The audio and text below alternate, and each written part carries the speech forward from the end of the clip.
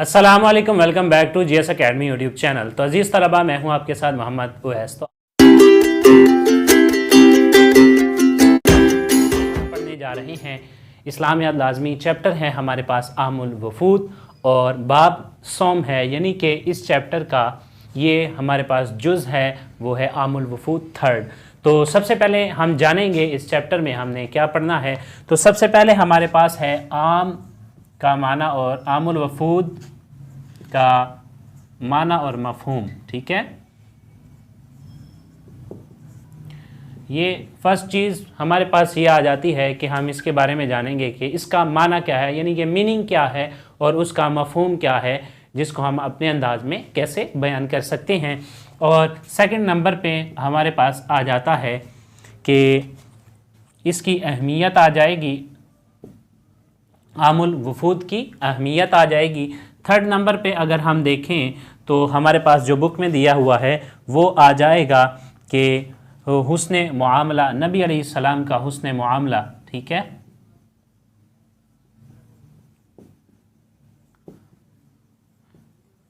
कि नबी अलैहिस्सलाम मामलात में कैसे थे और आप कैसे मामलात फरमाते थे, यानी कि जब बाहर से वफूद आते तो आका अलैहिस्सलाम का तरीक़ाकार क्या होता। तो फोर्थ नंबर पे हमारे पास आ जाएगा कि नबी अलैहिस्सलाम के ने जो इस्लाम फैलाया उसके असरात क्या हुए। जज़ीरतुल अरब में इस्लाम के फैलाव के असरात, ये हमारे पास आ जाएगा। फिफ्थ नंबर पर अगर हम देखें तो हमारे पास आ जाएगा कि नबी अलैहिस्सलाम के वफूद यानी मेहमानों से ताल्लुकात, वफूद से बर्ताव। ठीक है, मेहमानों से, वफूद से नबी अलैहिस्सलाम का बर्ताव कैसा था। और लास्ट पे अगर हम आ जाएं तो अमली ज़िंदगी में हम उसको कैसे अपना सकते हैं। ठीक है, अमली ज़िंदगी में कैसे अपनाएं, क्या अपनाएं, ये जो नबी अलैहिस्सलाम के हुस्न मुआमलात थे। तो अज़ीज़ तलबा और तालिबात, ये हमारे पास चंद एक चीज़ें हैं जो इस चैप्टर में हमने पढ़नी है। और वफूद, यहाँ पर हमारे पास 3 वफूद दिए गए हैं जो चैप्टर में हैं। आज हम उनके बारे में जानेंगे कि वो क्या वफूद दिए गए हैं। और लास्ट पे हमारे पास आ जाएगा एक्सरसाइज। तो आइए बुक को शुरू करते हैं। बुक में से ही देख लेते हैं कि सबसे पहले क्या बयान हुआ है। सबसे पहले माना और मफ़हूम बयान हुआ है। आम का क्या माना है और वफूद का क्या माना है। आम का माना है साल और वफूद वफ़द की जमा है। जाहिर सी बात है, एक वफ़द होगा तो एक जो लोग आएंगे, एक ग्रोह की सूरत में लोग आएंगे उसको वफ़द कहते हैं, और बहुत सारे ग्रोह की सूरत में लोग आएंगे उसे वफूद कहते हैं। और आमुल वफूद से मुराद ये है कि नबी अलैहिस्सलाम के पास जो लोग आया करते थे बाहर से वफूद, और नबी अकरम सल्लल्लाहु अलैहि वसल्लम की खिदमत में हाजिर हुआ करते थे, तो उसको कहा जाता था आमुल वफूद। तो यहाँ से बुक वाले लिख रहे हैं कि आम का माना साल और वफूद वफ़द की जमा है, जिसका माना लोगों की जमात। जैसा कि मैंने आपको कहा कि ग्रोह, इसको कहते हैं ग्रोह या जमात।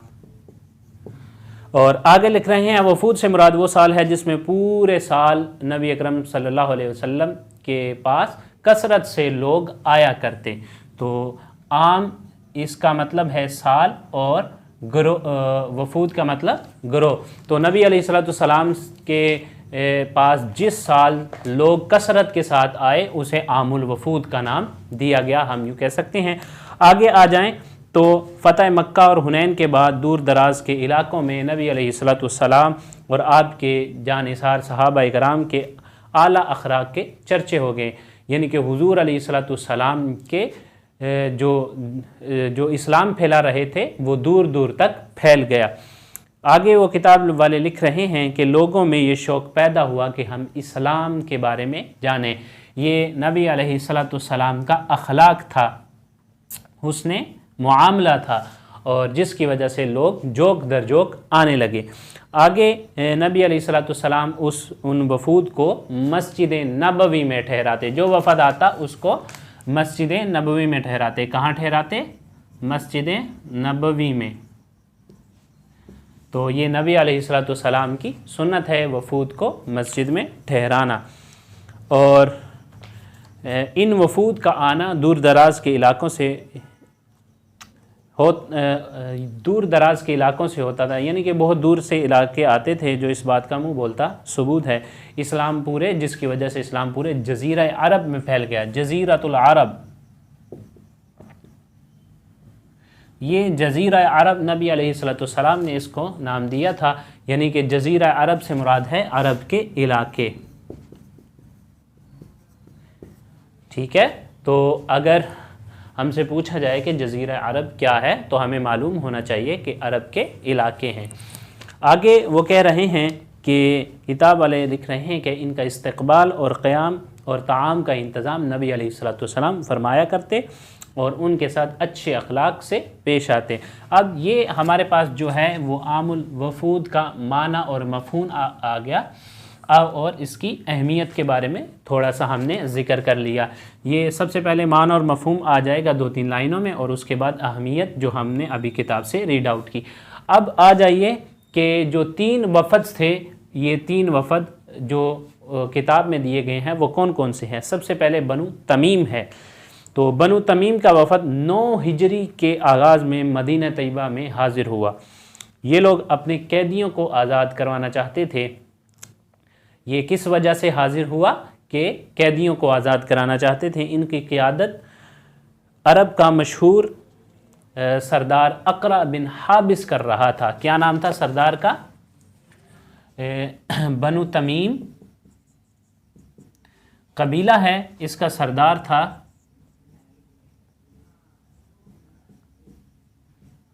اور سردار ہے اس کا اقرع بن حابس، یہ سردار کا نام ہے، اور قبیلہ ہے بنو تمیم۔ اور یہ نبی علیہ الصلوۃ والسلام کی بارگاہ میں حاضر ہوا، اور اقرع بن حابس جو وفد کی قیادت کر رہا تھا وہ نبی علیہ الصلوۃ والسلام کے پاس آیا، اور ظہر سے پہلے نبی علیہ الصلوۃ والسلام کے پاس حاضر ہوئے، اور نبی علیہ الصلوۃ والسلام اس وقت قیلولہ فرما رہے تھے۔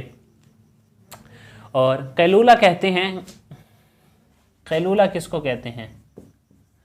اس کا مطلب یہ ہوتا ہے کہ دوپہر کے وقت کھانا کھا کر تھوڑی دیر آرام کرنا، غنودگی کی صورت میں یا پھر تھوڑی دیر ریسٹ کی صورت میں کھانا کھا کر، اس کی کہتے ہیں قیلولہ۔ تو وہ نبی علیہ السلام آرام فرما رہے تھے، اور وہ گھر سے کیا کر رہے تھے کہ آوازیں دے رہے تھے نبی علیہ الصلوۃ والسلام کو۔ انہیں حضور علیہ الصلوۃ والسلام کی بارگاہ کے آداب نہیں آتے تھے، اور اونچی اونچی آوازیں دے رہے تھے۔ اور اللہ رب العزت نے اس مناسبت سے قرآن مجید میں ایک آیت ارشاد فرمائی کہ لا ترفعوا اصواتکم فوق صوت النبی، کہ نبی کی بارگاہ میں جب آؤ تو اپنی آوازوں کو اونچی نہ کیا کرو۔ تو یہ آیت ہے، اسی مناسبت سے یہ آیت نازل ہوئی تھی۔ تو اور وہ فرمایا کہ جس طرح آگے اس آیت میں یہی مفہوم ہے کہ جس طرح اپنے آپ کو پکارتے ہو، اس طرح نبی علیہ الصلوۃ والسلام کو نہ پکارا کرو۔ اور یہ جو بن تمیم کا آیا تھا وفد، یہ لوگ بہت بڑے فصیح تھے، یعنی عربی جانتے تھے، عربی زبان بولنے والے تھے، شاعر بھی تھے اور خطیب بھی تھے۔ نبی علیہ الصلوۃ والسلام نے فرمایا کہ ان کے مقابلے میں جس شاعر کو بطور نمونہ سامنے کیا، ان کے شعراء کے مقابلے میں ان کا نام تھا حسان بن ثابت، اور جس خطیب کو سامنے کیا ان کا نام تھا ثابت بن قیس رضی اللہ عنہم۔ ان دونوں ہستیوں کو نبی علیہ الصلوۃ والسلام نے ان کے مقابلے میں آگے کیا۔ اب انہوں نے کیا کہا کہ اقرع بن حابس نے کیا کہا، اس شخص نے جو کہ ان کا سردار تھا، اس نے کیا کہا کہ بارگاہ رسالت سے اتنا متاثر ہو گیا وہ شخص کہ نبی علیہ الصلوۃ والسلام کے ہاتھ پر دین اسلام قبول کر لیا اور صحابیت کا درجہ پا لیا اقرع بن حابس نے۔ تو ان کے یہ تاثرات دے کر انہوں نے اسلام قبول کر لیا۔ یہ تھوڑا سا ہمارے پاس تھا وفد کا جو قبیلہ بنو تمیم کا۔ اب نیکسٹ پہ آ جائیں وفد نجران کا۔ نجران کا وفد یہ عیسائیوں کا ایک تھا، نجران کا وفد جو نبی علیہ السلام کی بارگاہ میں آیا تھا۔ انہوں نے کہا کہ ہم آپ سے مناظرے کے لیے آئے ہیں۔ جب وہ مناظرے کے لیے آئے تو نبی علیہ السلام نے اپنے بیٹوں کو بلایا، امام حسن، امام حسین اور اپنی صاحبزادی اور حضرت علی کرم اللہ وجہہ الکریم کو بلایا اور ان کو کہا کہ تم اپنے بیٹوں کو بلاؤ، ہم اپنے بیٹوں کو بلاتے ہیں۔ اور نبی علیہ السلام نے ان کو بلایا، اور جب انہوں نے دیکھا کہ اتنے پر رونق چہرے تھے اور ان کے چہروں سے اتنا نور نکل رہا تھا تو انہوں نے کہا ایک دوسرے سے آپ ان سے مناظرہ نہ کرو، اگر آپ نے ان سے مباہلہ کیا تو یہ مناظرے کے لیے آئے تھے تو نبی علیہ السلام نے مباہلے کا دے دیا چیلنج کہ آپ بھی دعا کریں، ہم بھی دعا کرتے ہیں کہ اگر آپ حق پر ہوئے تو آپ جیت جائیں گے، اگر ہم حق پر ہوئے تو ہم جیت جائیں گے۔ تو نبی علیہ السلام نے ان کو یہ مباہلہ کیا۔ تو مناظرہ ادیان پر ہوتا ہے اور یہ تھا مباہلہ، ٹھیک ہے، یہ تھوڑا سا اس میں ڈیفرنٹ ہے۔ انشاءاللہ العزیز ہم کسی اور مرتبہ جان لیں گے، ابھی اتنا سمجھ لیں کہ نبی علیہ السلام نے دعا کی کہ آپ اپنے بیٹوں کو لائیں، ہم اپنے بیٹوں کو، آپ اپنی بیٹیوں کو، ہم اپنی بیٹیوں کو، اور اپنے مردوں کو، ہم اپنے مردوں کو۔ تو نبی علیہ السلام نے اپنے یہ اہل و عیال کو بلایا اور فرمایا کہ آپ دعا کریں، ہم بھی دعا کرتے ہیں۔ تو ان کا جو سب سے بڑا سردار تھا اس نے کہا کہ آپ ان سے مباہلہ نہ کیجئے، اگر انہوں نے دعا کے لیے ہاتھ اٹھا دیے تو عیسائیوں کا اس جہان سے نام و نشان تک مٹ جائے گا۔ تو نبی علیہ السلام کا فرمان نیچے کوٹ کیا جا رہا ہے۔ تو نبی علیہ السلام نے فرمایا کہ میری جان ہے اللہ، اس قسم ہے اس ذات کی جس کے قبضہ قدرت میں میری جان ہے، اللہ کا عذاب اہل نجران کے قریب تھا، اگر یہ مباہلہ کرتے تو انہیں جانور بنا دیا جاتا۔ یہ نبی علیہ السلام کا فرمان ہے، اور ان کی وادی میں آگ بھڑکتی رہتی اور انہیں ملیہ میٹ کر دیا جاتا، یہاں تک کہ درختوں پر پرندے بھی ہلاک ہو جاتے، اور سال ختم ہونے سے پہلے نصارہ جو ہے فناہ کے گھاٹ اتر جاتے، یعنی کہ ان کا نام و نشان مٹ جاتا۔ اب اس سے اوپر جو چیزیں بیان ہوئی ہیں وہ چند ایک ہیں کہ یہ 60 افراد پر مشتمل تھا، اس میں 14 بڑے سردار تھے اور 3 افراد تھے جو ان کی قیادت کر رہے تھے، اور یہ مناظرے کی غرض سے آئے تھے، لیکن نبی علیہ السلام نے ان کو مباہلے کا حکم دیا، جو میں نے آپ کو عرض کر دیا کہ نبی علیہ السلام نے مباہلے کا کہا۔ تو آگے یہ ہمارے پاس نجران کا بھی آ گیا۔ اب ہے ہمارے پاس وفد عبد القیس، وفد عبد قیس، ٹھیک ہے، عبد قیس کہہ لیں یا عبد القیس کہہ لیں۔ تو اس وفد میں جو 20 آدمی تھے اور ان کے سردار کا نام تھا منذر بن عائز، اور اس کا لقب جو تھا وہ اشج تھا۔ تو اشد زبان اور دل کا کھرا، اور یہ اس کی خصوصیات بیان ہو رہی ہیں بک میں، اور بارگاہ نبوی میں آمد سے پہلے اس نے نبی علیہ السلام نے خبر دے دی تھی کہ ایک وفد آ رہا ہے مشرق کی جانب سے اور وہ اسلام قبول کرنے والا ہے۔ تو جب وہ آئے تو نبی علیہ السلام نے ان کا والہانہ استقبال کیا۔ جو بھی وفد نبی علیہ السلام کی بارگاہ میں آتا آپ اس کا استقبال فرماتے۔ آگے اب جو ہے انہوں نے نبی علیہ السلام کا بارونق چہرہ دیکھا تو آپ علیہ السلام کے دست مبارک پر بوسہ دیا، دست مبارک یعنی ہاتھ مبارک پر بوسہ دیا، یعنی کہ چوما، اور عقیدت اور محبت کی وجہ سے اس وفد نے کیا کیا، حضور علیہ السلام کی بارگاہ میں حاضری سے پہلے باقاعدہ غسل کیا، ٹھیک ہے، نہا کے غسل کر کے اور پاکیزہ کپڑے پہن کے علم اور وقار کے ساتھ بارگاہ نبوی میں حاضر ہوئے۔ علم نہیں، حلم یعنی بردباری کے ساتھ نبی علیہ السلام کی بارگاہ میں حاضر ہوئے، اور نبی علیہ السلام کو یہ آداب پسند کرتے ہوئے اس کی کیا نبی علیہ السلام نے ان کی خوش آمدید کہا اور فرمایا کہ بلا شبہ 2 خوبیاں تم میں ایسی ہیں جو اللہ تعالیٰ کو بہت محبوب ہیں، ایک ہے حلم یعنی جلد بازی نہ کرنا اور امور معاملات میں غور و فکر کرنا، اور دوسری خوبی وقار یعنی عزت، آپ نے دوسروں کو عزت دی یعنی، اور معاملات میں جلد بازی نہ کرنا اور دوسروں کو عزت دینا۔ تو عزیز طلبہ یہ ہے ہمارے پاس معاملات میں یہ چیزیں آ جاتی ہیں کہ وہ جو معاملات نبی علیہ الصلوۃ والسلام کے ساتھ کر رہے تھے وہ نبی علیہ الصلوۃ والسلام سے نے ان کی تعریف فرمائی، اور آگے فرمایا نبی علیہ الصلوۃ والسلام نے کہ اے اللہ عبد القیس والوں کی بخشش فرما دے، تو یہ نبی علیہ الصلوۃ والسلام نے ان کو دعا دی۔ یہ نبی علیہ الصلوۃ والسلام کا برتاؤ، ایک وہ برتاؤ کہ آپ نے استقبال کیا اور ان کا استقبال کیا، ان کو ویلکم کہا، مسجد نبوی کے لیے ان کے دروازے کھول دیے، اور ایک برتاؤ یہ ہے کہ ان کے ساتھ ان کو دعا دی۔